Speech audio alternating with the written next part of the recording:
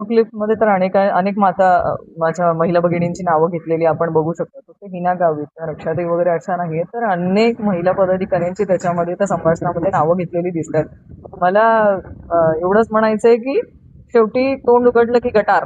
ती गटार जी भारतीय जनता पार्टीच्या काही पदाधिकाऱ्यांच्या तोंडातनं पडत असते ना, त्यातलं हे उत्तम उदाहरण आहे. त्यांनी तोंड उघडल्यावरती फक्त गटारच जसा वास येतो ना गटार उघडली की, तसं ते वक्तव्य काही आहेत. आणि त्यांचं जर म्हणणं असेल की एका कुटुंबामध्ये आम्ही आहोत, रक्षाताई आणि आम्ही, तर ते अनेक कुटुंब आजही महाराष्ट्रामध्ये अशी आहेत की ते 2 पक्षांमध्ये विभागली गेलेली आहेत किंवा 3 पक्षांमध्ये विभागली गेलेली आहेत. त्याच्यामुळे खडसे म्हणून आम्ही काही वेगळे आहेत असं नाही.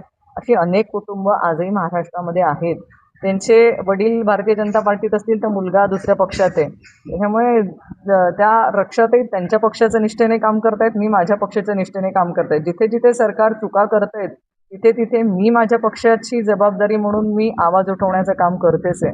आणि रक्षाताई त्यांच्या पक्षाचे ध्येय धोरणं, त्यांच्या पक्षाचे विचारधारा घेऊन तळागाळापर्यंत त्या काम करतातच आहेत. त्याच्यामुळे आम्ही एकमेकींना सोबत असणे आहे की आम्ही आमच्या पक्षाला न्याय देतोय, हे आम्ही आमच्या पक्षाचं काम करून दाखवतो.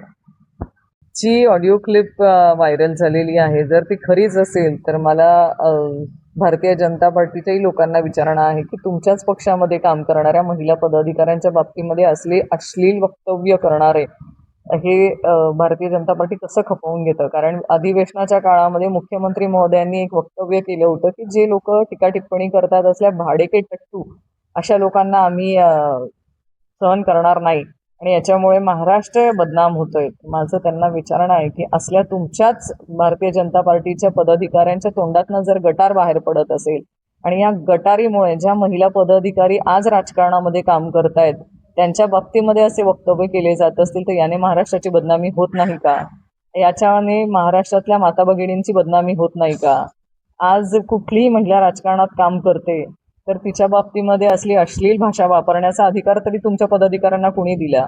आणि ह्याच्यात खेद काय वाटतो, ज्याच्यामध्ये जे तथागतित ऑडिओ क्लिप आमच्यापर्यंत पोहोचले आहेत त्याच्यामध्ये जे मंत्री महोदयांशी चर्चा करताना किंवा संभाषण करतानाची जी ऑडिओ क्लिप आहे, मला वाईट एवढं वाटतं की एखादा कार्यकर्ता गटार म्हणून बोलू शकेल किंवा त्याची ती वृत्ती असू शकते, पण तसली भाषा मंत्री महोदय तरी कसे ऐकून घेऊ शकतात? त्यांनी तरी त्यांना थांबवणं गरजेचं होतं किंवा थांबा, असली भाषा कुठल्याही महिलेच्या बाबतीत करू नये असं तरी त्यांना म्हणणं गरजेचं होतं. पण तेही कुठे होताना ते ऑडिओ क्लिपमध्ये दिसत नाहीये.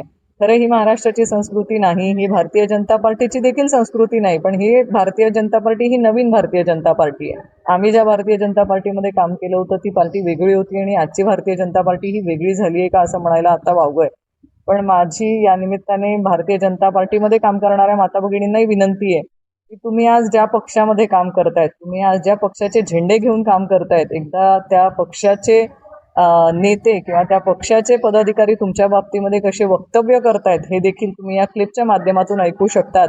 कारण भारतीय जनता पार्टीचे झेंडे जिथे जे नंदुरबार जिल्ह्यातल्या माता भगिनी माझ्या उचलताना दिसत आहेत त्यांच्या बाबतीतलेच अश्लील वक्तव्य ह्या ऑडिओ क्लिपमध्ये करताना दिसतात. म्हणजे नावं घेऊन ही महिला अशी आणि ती महिला तशी, ह्या असले वक्तव्य त्या ऑडिओ क्लिपमध्ये दिसत आहेत जे खरंच आम्हाला ऐकताना लाज वाटते, पण यांना बोलताना लाज वाटत नाहीये एखाद्या महिले बाबतीमध्ये.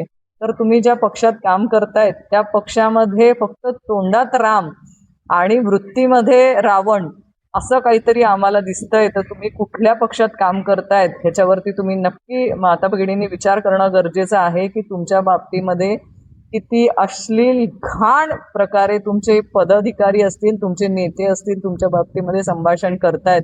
खरंच महाराष्ट्राची ही संस्कृती नाहीच. आणि या सगळ्या माता भगिनी आम्ही सगळेच असल्या वक्तव्य कुणीही सहन करणार नाही.